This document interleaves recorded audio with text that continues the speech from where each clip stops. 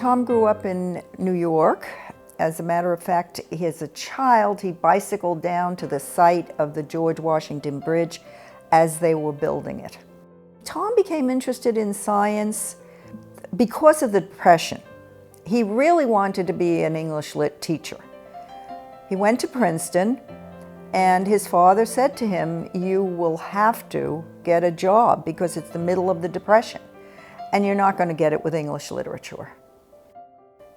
So he chose chemistry, and that's what led him to being interested in science.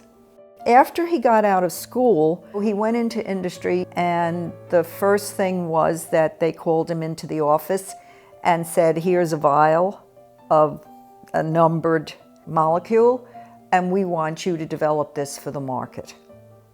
And it's a carbonic anhydrase inhibitor.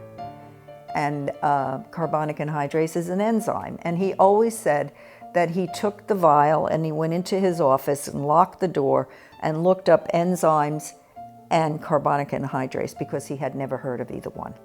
That was his introduction to a passion. He was very widely known for his work with carbonic anhydrase. Dr. Maren really originated the field. He was present right at the start on the medical implications of the inhibition of carbonic anhydrase. Carbonic anhydrase is an enzyme that's in many, many cells of our body. It's involved in many physiological processes, in respiration, in fluid secretion, in the function of the kidneys. In the area of fluid secretion, it's involved in the formation of ocular fluid, hence the relevance to glaucoma. Tom's focus was on studying the permeability of different carbonic anhydrase inhibitors so that he could get a topical drug to work for glaucoma.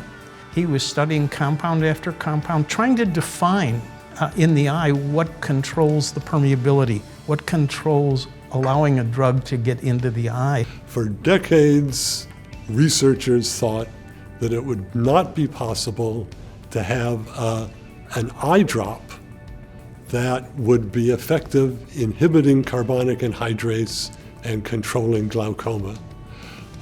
Tom was a fighter, and he believed that this could be done. And that was his genius, that he was able in the lab to produce carbonic anhydrase inhibitors that would pass across the cornea and be useful in the control of glaucoma. Tom needed, of course, a pharmaceutical company to get the drug out onto the market. When Merck saw that this could be done, Merck took up the project. They tweaked Tom's discovery to get a medication that perhaps would pass the cornea a little more efficiently, that would still inhibit carbonic anhydrase. And lo and behold, here comes Trusopt. He and the school licensed Trusopt to Merck. And for several years thereafter, it was a leading, if not the leading, source of royalty money for this university. He's an example of a methodical, persistent approach to innovation. I mean, it wasn't like he woke up in the middle of the night and suddenly say, "Oh, that's how it works," or "That's what." I mean, he's been in love with carbonic anhydrase since the middle of the last century and its inhibitors. And he studied this in all sorts of creatures and all sorts of organs of the body. Tom would be very pleased to know that carbonic anhydrase research exists at the University of Florida, is ongoing and making new discoveries and more progress.